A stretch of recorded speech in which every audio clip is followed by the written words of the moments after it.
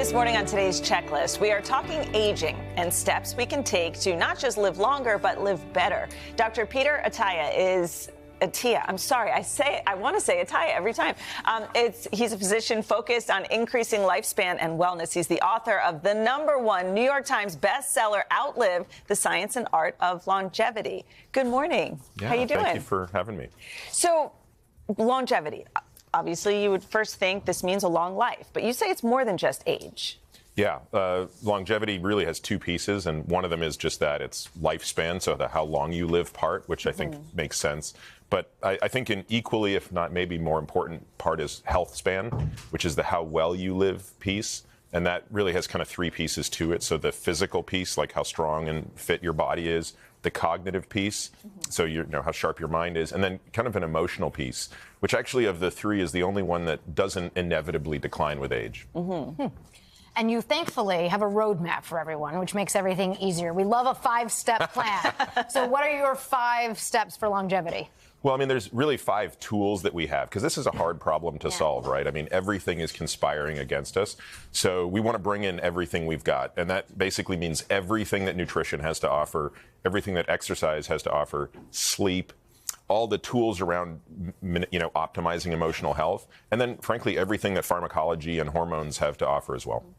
We're reminded, I feel like, there's no quick fix, right? That's part of what you're saying here. And we have a tradition around here on the Today Show where Al Roker likes to celebrate 100th birthdays, and people will swear by some wacky habits, like a glass of whiskey every night before bed or waking up with a plate of bacon. That seems to go against everything you're saying. Yeah, so there's a super rare set of the population, this subset of people called centenarians, who will indeed live to 100. Now, most of us are not in that group, but you're right. If you look at the habits of centenarians, it's a collection of hilarious things. The truth of it is this has been studied scientifically, and I think I wrote an entire chapter in the book just on this phenomenon. The punchline is this. These people are genetically blessed, and they live to a ripe old age despite these funny things that they do, and not because of them. You say when it comes to drugs, the most powerful drug we have in our arsenal is simply exercise. Why? Yeah, I mean, I sort of say that to be a bit tongue-in-cheek. Of course, exercise is not a drug per se, but when we understand, I mean, I think as people do, like pharmacology has revolutionized medicine over the last 100 years. I mean, we've literally doubled our lifespan. It pales in comparison to the actual impact and magnitude that exercise can bring to both length of life and quality of life. So, I use that phrasing to get people familiar with the idea that, you should always be thinking of what can I be doing to optimize my exercise to lengthen and improve the quality of my life. Does it have to be that hard? I mean, could it be just some basic moves? I mean, again, it all depends where you're starting from. So if I'm talking to a person who isn't exercising at all, I say, no problem. Can we get you to do 90 minutes a week? Right? Because could we get you to do, 30 minutes 6 times a week at even a modest pace? But that's going to reduce your cause of death from all causes by over 15%. Wow.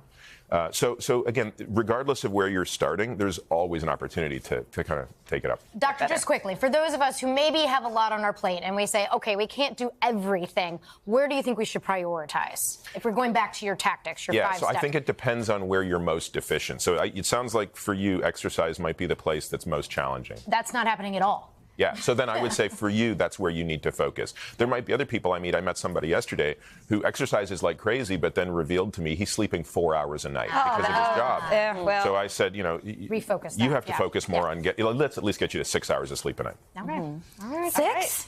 Shoot, I'm in so much trouble. People are obsessed with this book. I think a lot of folks want to know how we can live this kind of lifestyle. So thank you so much for being here. Thank you for having me. Hey, thanks for watching. Don't miss the Today Show every weekday at 11 a.m. Eastern, 8 Pacific on our streaming channel, Today All Day. To watch, head to today.com/allday or click the link right here.